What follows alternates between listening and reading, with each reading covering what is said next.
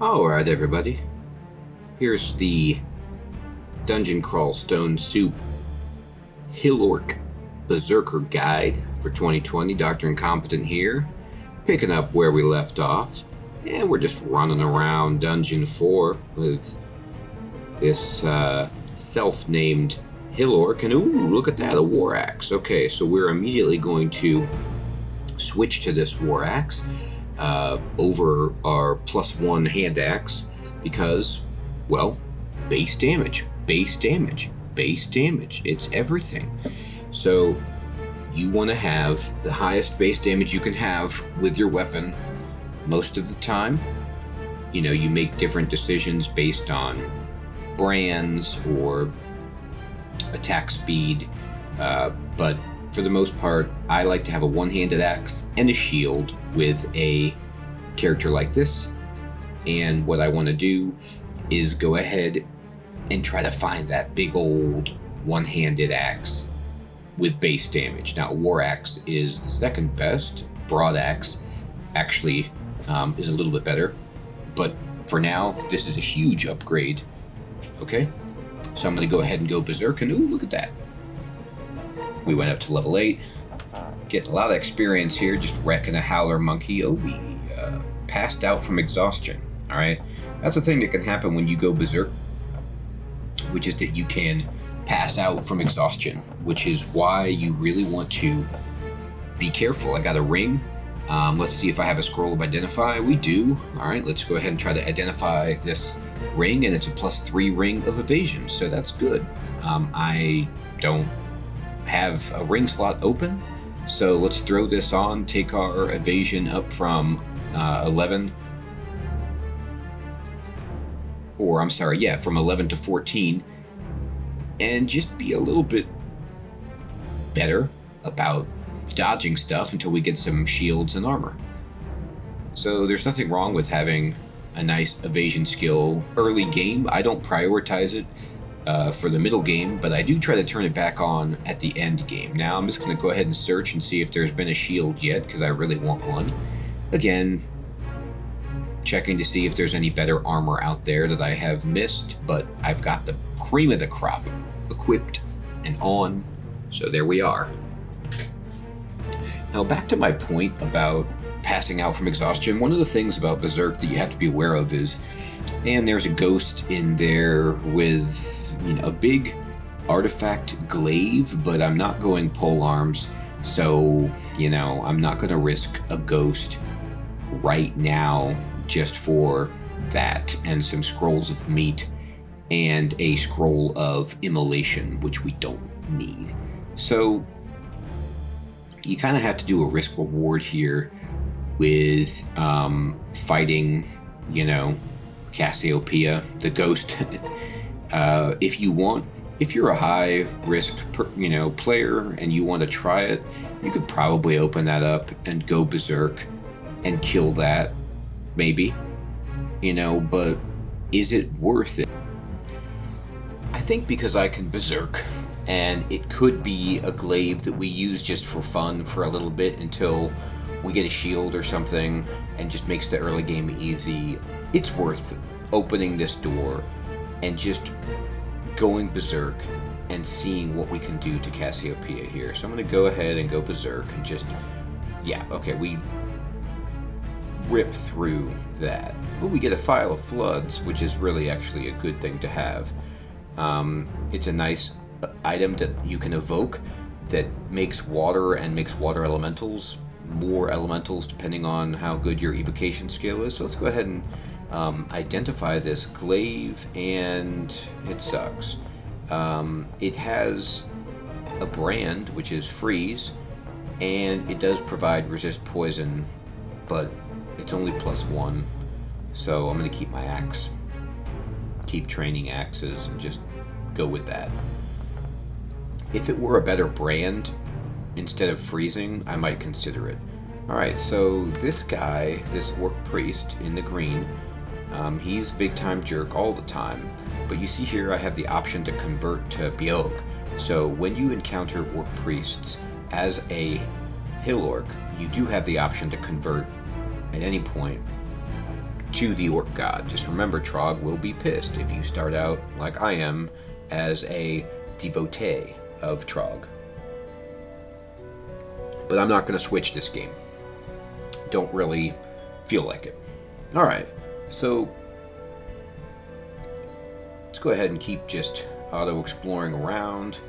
Ooh, a howler monkey. Man, these monkeys are great for experience. Every time I've killed them. Ooh, okay. Scale. Alright, so scale is a better armor than the ringmail I've got on, so we will throw it on. It's, again, base armor rating is higher. Oh, here comes an ogre, and he's coming at me, and I'm caught without my armor, but I finished putting it on. That's a thing you have to be careful of. That was kind of a bad decision to change armor with unexplored territory nearby, because especially with like plate armor, it takes several turns, and you can get in a situation where you can either try to keep putting your armor on and have the enemy hit you for a bit, or stop putting your armor on and be naked and fight the enemy. Both are bad. So, pro tip. Oh, okay, these are dream sheep that are on fire. Now, Zom has done this as a joke, and I should have not chased after these things. I thought I was going to need to kill them, and because they were confused, I was going to get free hits on them, but really what happened is they exploded. They were like bombs, and they did a lot of damage to me, but they did provide a lot of meat, so that's a good joke. Good one, Zom. We're glad we survived that. That was way more damage than I wanted to take. Alright, so we've got an AC of 9 now, and nice and strong. We're just looking for a shield. There's chainmail, which is even better than my scale. So we'll go ahead and get this. And chainmail is a base armor of 8, whereas scale is 6. So now we're up to 12 AC. But you can see that my evasion did tick down 1 because of the heavier armor. Here is a big old battle axe. So, you know, a battle axe is base damage 15, which is better than my war axe. And so, you know, there's nothing wrong, because I don't have a shield yet, with just throwing this two-hander on and wrecking people. But there's a buckler, so I do have a shield. So as quickly as that battle axe went on, I'm going to take it off and put it off to the side and start training shields. Shields, shields, shields. Shields are pretty much my favorite in this game, with all classes. I don't care what. Being able to block is ridiculously good. So now we have a shield skill of 3 because bucklers suck. But they're really easy to use. So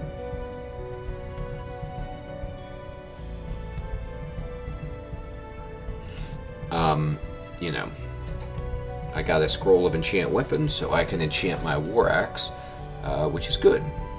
Just checking what potions, what scrolls I have. I'm identifying some potions with my identify scrolls. Okay, great. We found potion of heal wounds. Remember, it's generally okay if you're on an unexplored area to blind read a scroll. Blind read meaning you just read it, you don't know what it is yet, because the negative things that can happen from scrolls are pretty minimal, unless you're, you know, you want to be at full health, you want to have a lot of the area explored. But the only real bad thing that can happen most of the time is that you will waste a scroll identifying it.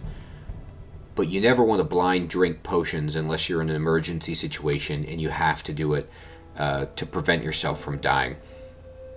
Because there are many potions that can rock you, like degeneration or poison or whatever. You know, just negative potions, potion of mutation that you don't want to have.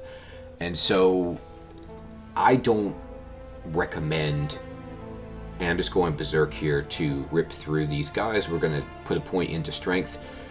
And again, that's just what orc priests can do, especially when teamed up with a orc fighter like that who wears heavy armor and they've got a caster, and so that hurt us a little bit, but oh, look at that plate armor. Beautiful. That's what I love orc fighters for, is I just try to rip their plate armor off of their bodies. It makes them hard to kill, but once you do kill them, if they were happening to wear plate and you can get it, that's a jackpot. So I've put on my plate.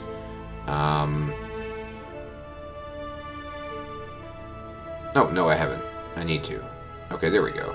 And now I have an AC of 15, and my evade ticks down further. But again, it's the GDR that you're looking for, the guaranteed damage reduction of plate.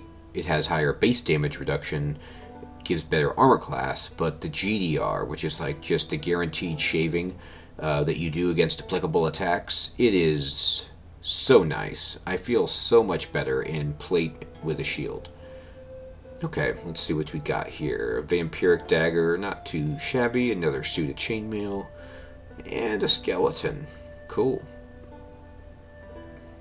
Okay. Let's just keep scumming around. We're on Dungeon 6, and this is actually, you know, this is why Hill-Orc Fighter is nice. Because, well, and, you know, Hill-Orc Berserker, I should say.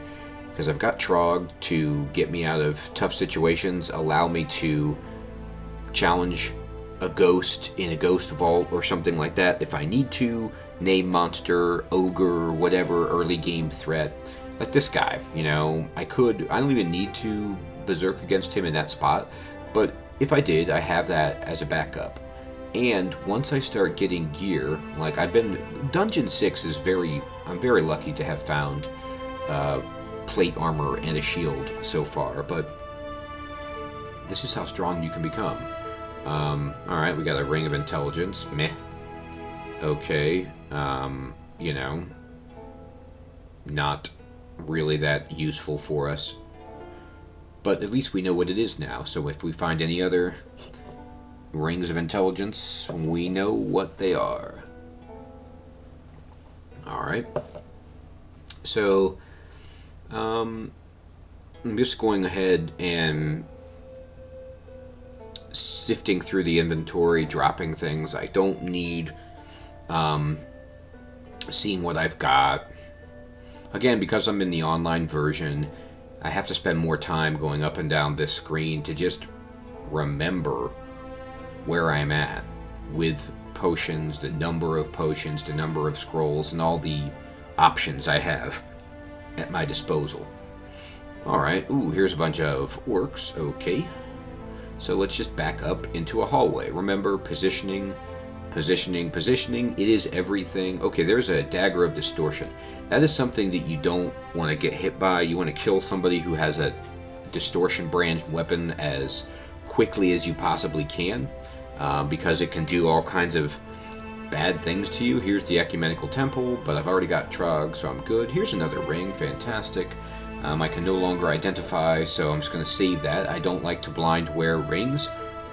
They can be cursed. You know. Now, if you have a bunch of scrolls of remove curse, then that's cool. You can go for it.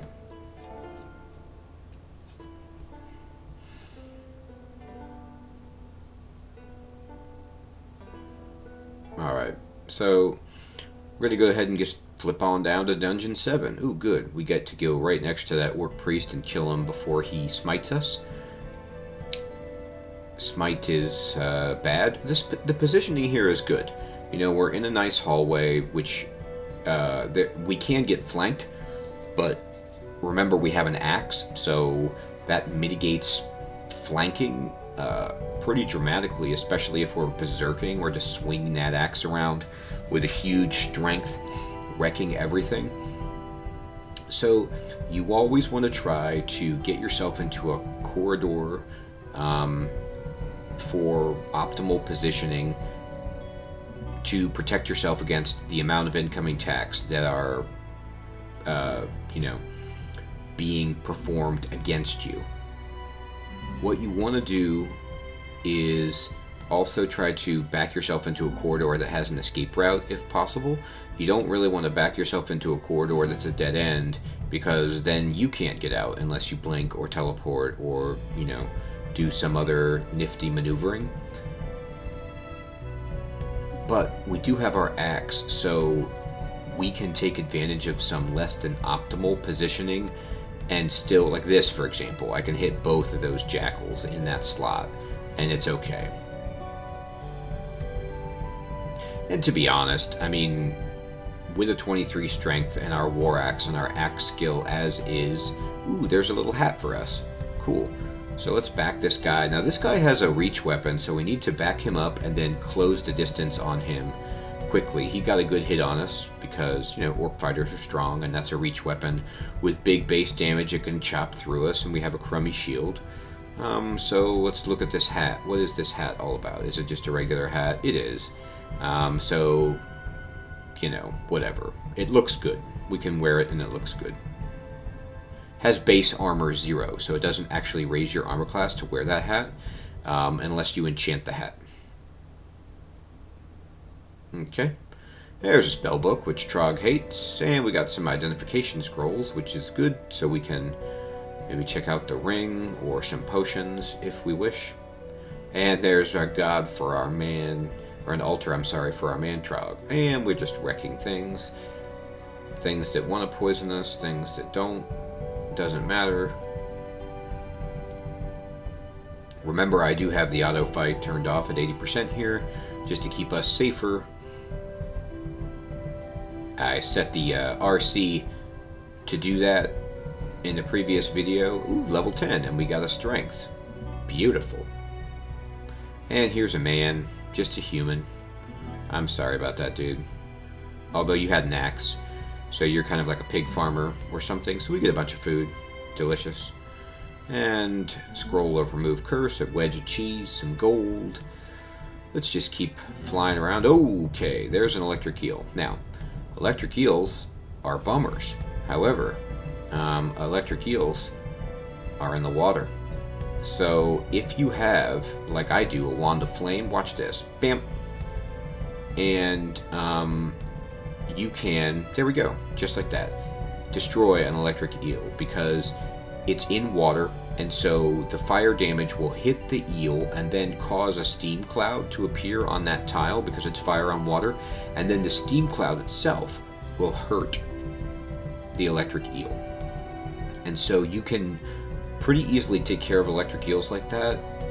You just want to make sure you can still move out of the way, though. You don't want to try to walk up and hit an electric eel with your axe, because electricity damage can be insane. It can just, you know, end your party real quick. I'm going to open this door and take on Crazy Yayef because he usually has a cloak. Ooh, and he has a cloak of poison resistance +2. Sick. Okay, so he's got a quarterstaff of chaos, which is really, really nasty. A reason potentially to avoid fighting him, because chaos can do chaotic effects. And I don't know if it still can, but it used to be able to do stupid stuff, like banish you to the abyss, I believe. Or just do a huge rip of damage. But luckily we took him down quickly, and now we have resist poison and a cool cape on. Look at that. Got a nice little aqua cape. And our armor class is now 19.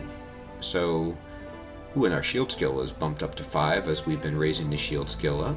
Hey, Mr. Ogre. How are you? Yeah, we can just chop through you. We don't even need to berserk an ogre anymore. We're so strong. At this point, there's some artifact ring mail that, whatever. Don't want to even bother with it. We got our plate mail, and it's just vanilla, but that's just fine. Okay.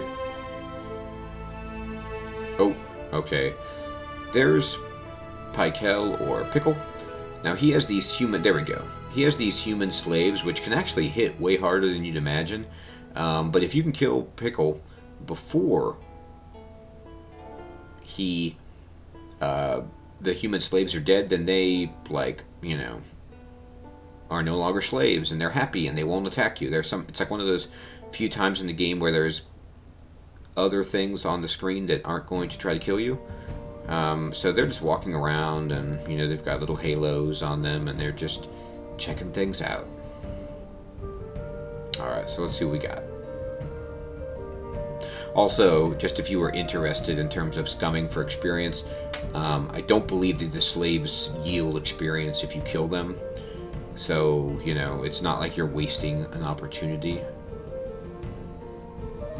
There's some javelins. I might want to consider going to pick those up. Javelins do a great amount of damage, and throwing is a nice little trick to add to the arsenal of any fighter type. I like doing it.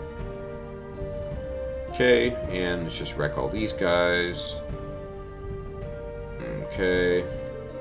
Yep. Glowing hand axe, you know.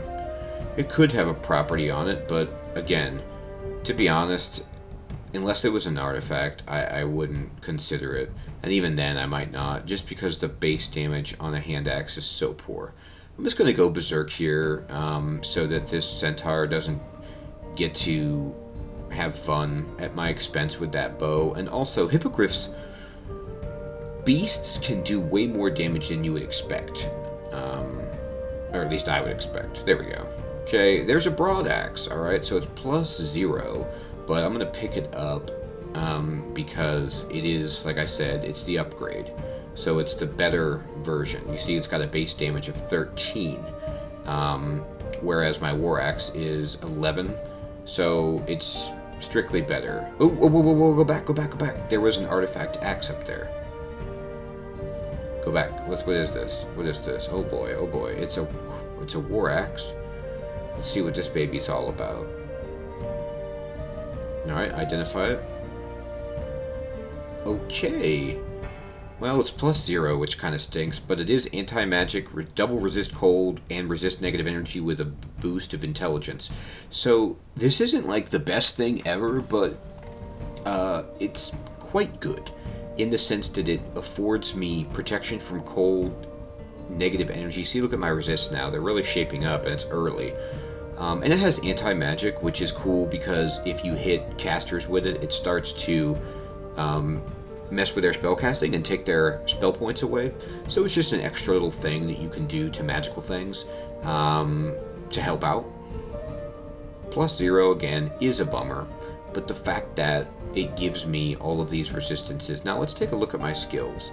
I think it's fine to open it up here and just pour some points into fighting to get some more hit points, because that's what fighting does. It just gives you health.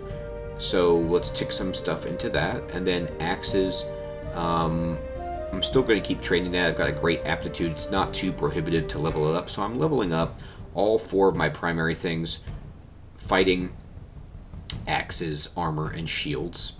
And I'm satisfied with that. And we are going down to Dungeon 9. Here's this ice beast, but so sorry, we have double resist cold.